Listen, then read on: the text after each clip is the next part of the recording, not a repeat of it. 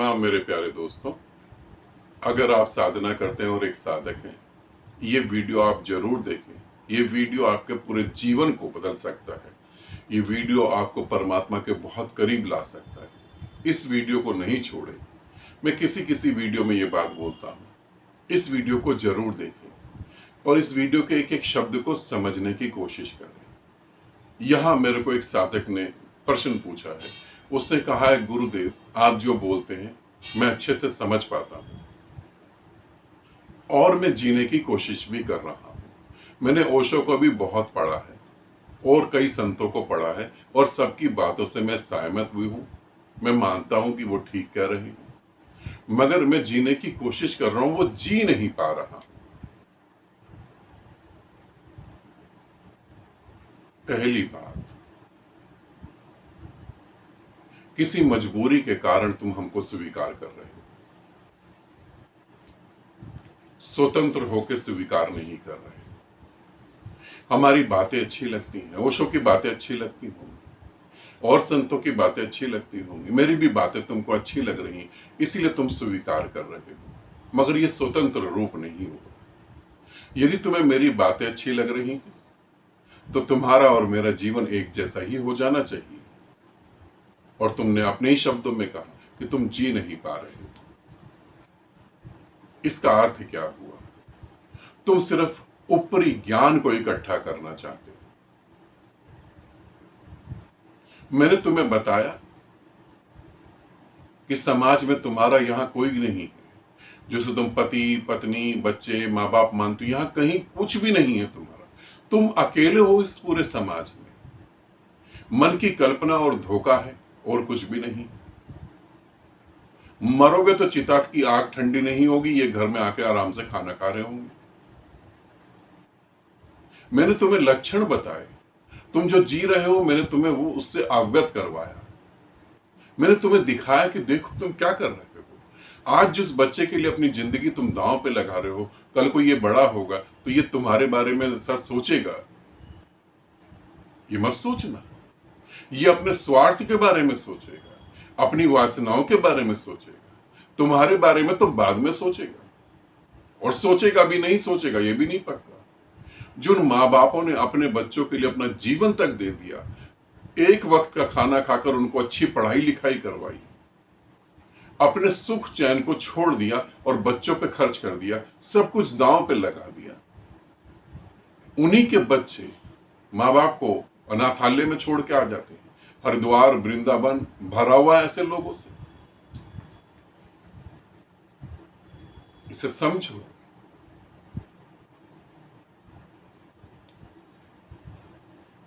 मैं जो तुम्हें समझा रहा हूं, हकीकत में तुम्हें समझा नहीं रहा हूं, जो हकीकत है वो तुम्हें दिखा रहा हूं। अब तुम्हें चीजें तो समझ आ गई। एक उदाहरण देकर समझाता हूं। मैंने तुम्हें कहा कि भूख लगेगी तो तुम्हारे पेट में कुछ बेचैनी महसूस होगी, तुम्हें कुछ अच्छा नहीं लगेगा, ऊर्जा का लेवल थोड़ा डाउन हो जाएगा, तुम्हारे विचार थोड़े कम चलेंगे। भूख की वजह से तुम्हें कुछ और समझ नहीं आएगा। सिर्फ खाना कहीं से भी मिल जाए, कुछ भी खाने को मिल जाए, ऐसी तुम्हारे अंदर कल्पना चालू हो जाएगी। ये मैंने समझाया। और फिर साथ में मैंने समझाया फिर तुम कहीं बैठ के आराम से खाना खाओगे, चाहे वो खाना स्वादिष्ट हो या ना स्वादिष्ट हो। क्योंकि जब व्यक्ति को बहुत ज्यादा भूख लगती है तो वो स्वाद को नहीं देखता है, पेट को देखता है कि पेट भरे, पहले ऊर्जा पैदा हो शरीर में। अब मैंने तुम्हें सारी बात समझा दी। अब तुम खाना कब खाओगे? बातों को समझ लेना, बातों को सुनना और यहां से समझ लेना अलग बात है। अब तुम वो खाना खाने की क्रिया अपने जीवन में कब लाओगे? तुम्हें पता है इस जीवन में कहीं कोई किसी का नहीं है, सब स्वार्थ से जुड़े हैं, मगर तुम उसको अपने ऊपर अप्लाई कब करोगे? अपने ऊपर कब लागू करोगे उसे? यदि लागू ही नहीं करोगे तो तुम जिंदगी कहां से जी पाओगे? सब स्वार्थ से जुड़े। ये मैंने तुम्हें कहा, तुम्हारे अहंकार को बड़ा मजा आया सुनने में, तुम्हारा अहंकार बड़ा खुश हो गया। तुम्हारे अहंकार ने कहा देखो क्या बात कह दी गुरुदेव ने। तुम्हें ये नजर नहीं आया कि मैं तुम्हें कह रहा हूं कि तुम भी सबके साथ स्वार्थ से ही जुड़े हुए। मैं तो ये भी कह रहा हूं, उसका मतलब ये नहीं कि सभी लोग तुम्हारे साथ स्वार्थ से जुड़े, तुम भी सभी लोगों के साथ स्वार्थ से ही जुड़े हो, तुम निस्वार्थ किसी के साथ नहीं जुड़े। तो अब जब तुम्हें समझ आ गई तो तुम उसे जीवन में कब उतारोगे? यदि जीवन में तुम नहीं उतारोगे तो तुम गुरुओं की बातें सुनते सुनते मर जाओगे, क्रांति कहीं नहीं होगी, क्रांति कहीं नहीं होगी। तुम एकांत में बैठ रहे हो, तुम साधना कर रहे हो, तुम एकांत में बैठ रहे हो, तुम्हें अच्छा लग रहा है, सच में तुम्हें अच्छा लग रहा है, तो अब पत्नी के साथ, पति के साथ भोग की जरूरत नहीं है। मगर तुम्हारे पास बहाने हैं कि उसकी इच्छा थी, मेरी तो नहीं थी। अब तुम बहाने कर रहे हो कि उसकी इच्छा थी, मेरी तो नहीं थी। तुम समझो, तुम अपने बच्चे को निस्वार्थ प्रेम कर रहे हो। तुम कह सकते हो हाँ, मगर मैं कह सकता हूं दावे के साथ कि नहीं, ऐसा नहीं है। तुम यदि अपने बच्चे को निस्वार्थ प्रेम कर रहे होते तो तुम्हारे आसपास जितने बच्चे होते तुम उन सबको भी निस्वार्थ प्रेम करते और उनकी गति के लिए कुछ करते। तुम उनकी गति के लिए कुछ भी नहीं कर रहे। तुम्हें पता है कि मेरा बच्चा है, मेरे को इन्वेस्ट करना है इस पे, दूसरे के बच्चे पे मैं क्यों इन्वेस्ट करूं? नहीं, तुम सिर्फ सुन रहे हो, उसे जीवन में नहीं ला रहे हो। और गुरु तुम्हें सिर्फ बता सकता है, दिखा सकता है, जीवन में तो स्वयं तुम्हें उतारना पड़ेगा ना। यदि तुम नहीं उतारोगे तो कुछ भी नहीं होने वाला है, कुछ भी नहीं होगा।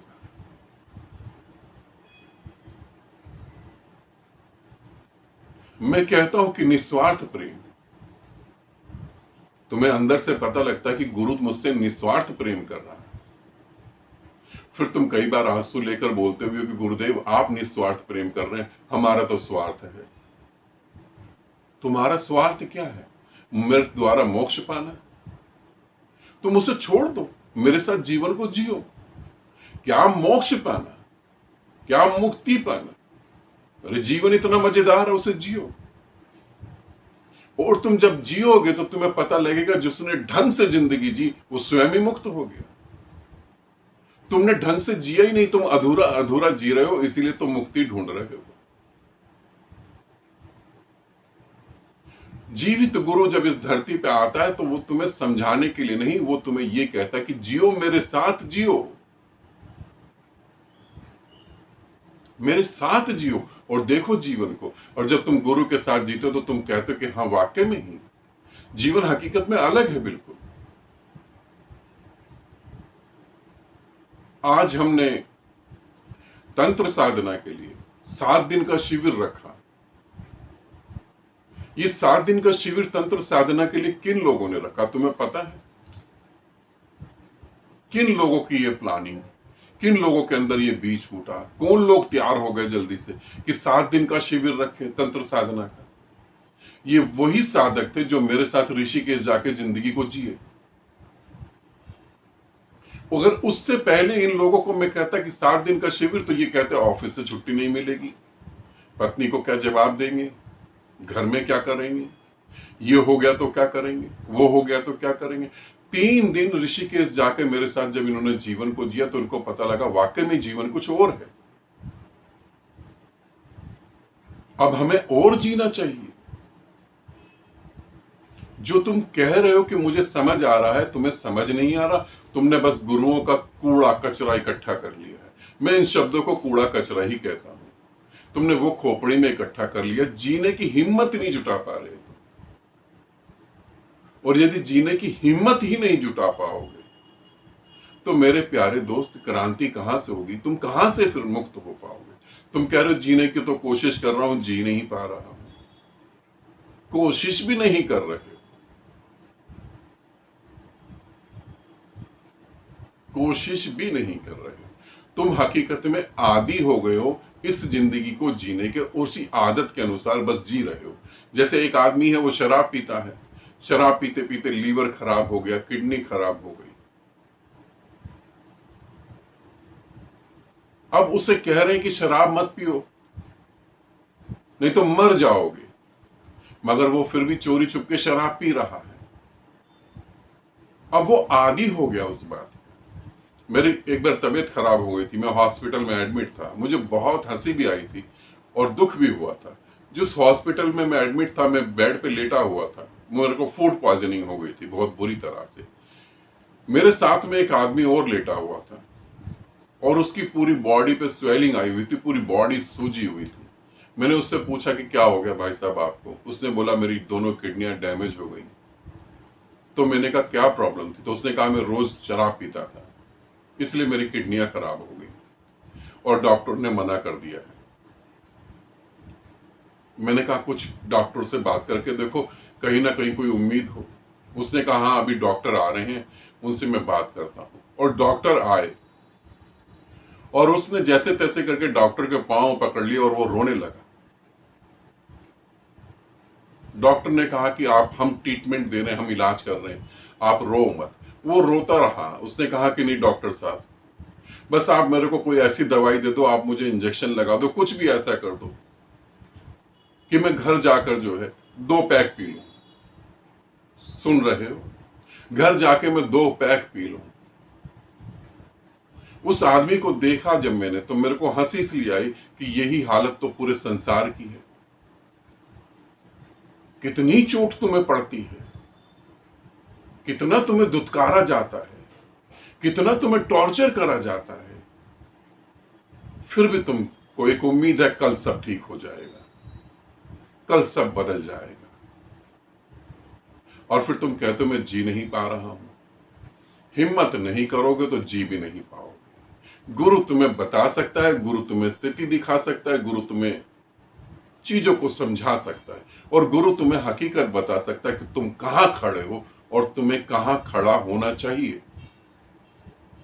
मगर चलना तो तुम्हें ही पड़ेगा। तुम ओशो को पढ़ो, कृष्ण की गीता पढ़ लो, कोई भी धर्म उपनिषद पढ़ो, वेद पढ़ो, कुछ भी पढ़ लो, तुम कुछ भी पढ़ लो, तुम्हारे जीवन में कहीं कोई क्रांति नहीं होगी जब तक मेरी इस बात को तुम नहीं समझ पाओगे। और यदि तुम नहीं समझ पाते तो मैं 1000 रूप बदल के भी तुम्हारे पास आऊं तो भी तुम नहीं समझोगे। जिस दिन तुम इस बात को समझोगे उसी दिन तुम्हारे जीवन में प्रकाश होगा, उसी दिन तुम्हारे जीवन में उजाला आएगा, उसी दिन नई सुबह पैदा होगी। इसके अलावा कोई चारा नहीं है मेरे प्यारे दोस्त, इसके अलावा कोई चारा नहीं है। मैं कह रहा हूं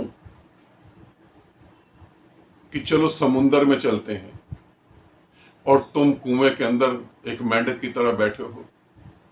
मैं कह रहा हूं चलो समुंदर में, तुम प्रश्न पूछते हो समुंदर में ऐसा क्या है? अरे समुंदर में पानी तो है ना, यहां पानी में तो बैठा हूं मैं तुम्हें समझाता हूं कि समुंदर का पानी अनंत है, बड़ा है, बहुत बड़ा है। तुम्हारे उत्तर होते हैं, प्रश्न होते हैं, क्या 4-5 कुएं जोड़ देंगे इतना ही बड़ा ना? मैं बोलता हूं इतना बड़ा नहीं, कुछ और है। तुम हंसते हो मेरे पे, तुम कहते हो क्या हो, पानी तो पानी है। अरे कुएं से निकल के जाएंगे तो साफ पानी होगा, दूसरे कलर का पानी होगा। तुम मेरी बातें या गुरुओं की बातें सुन के अपनी खोपड़ी में कल्पनाएं बनाते रहते हो। जिस दिन पहली बार तुम मेरे साथ समुंदर में उतरोगे तभी तुम जान पाओगे समुंदर क्या है और कुआं क्या है। उससे पहले तुम जान नहीं पाओगे। और मेरी बातों को मंथन करना, मेरी बातों पर सोच विचार करना, ये तो और बड़ी मूर्खता वाली बात है। तुम कुएं में रह के कितनी भी सोच विचार कर लो, मैं कहता हूं कि तुम्हारा जीवन 1,00,000 साल तक रहे, तुम 1,00,000 साल तक कुएं में बैठ के सोच विचार ही कर पाओगे। समुंदर में तो कभी ना जा पाओगे। सोच विचार ही। और आज भी जब तुम कह रहे हो तो तुम सोच विचार ही कर रहे हो। देखो अब भी तुम सोच विचार कर रहे हो, तो कैसे फिर तुम परमात्मा हो पाओगे? जीने की हिम्मत चाहिए, क्रांति चाहिए। जिस घर में आग लग जाए, जो भभक के जल रहा हो, उसमें तुम बैठे हो और तुम कल्पना करो कि ओशो ने क्या कहा था, ध्यान आमीन ने क्या कहा था, गीता में क्या लिखा था, बाइबल में क्या लिखा था? ऐसा नहीं है। तुम उस घर से कूद के निकल जाओगे, चाहे हड्डी टूट जाए, मगर तुम कूद जाओगे। अब दुर्भाग्य की तो बात यह है कि घर भभक के जल रहा है, घर आग में पूरी तरह जल रहा है, और घर जिसको मैं कह रहा हूं वो तुम्हारा शरीर है, वो मौत की तरफ तेजी से बढ़ रहा है। वो एक सेकंड भी नहीं रुक रहा है, एक पल भी नहीं रुक रहा, उसमें आग लगी हुई है। किस दिन राख होकर वो सारा नीचे गिर जाएगा। उसमें बैठे हो तुम, और तुम कह रहे हो ओशो ने ये कह दिया, आपने ये कह दिया, उपनिषद में वो बोल दिया। आग लगी हुई है, तुम्हें कूदना चाहिए, तुम्हें निकलना चाहिए।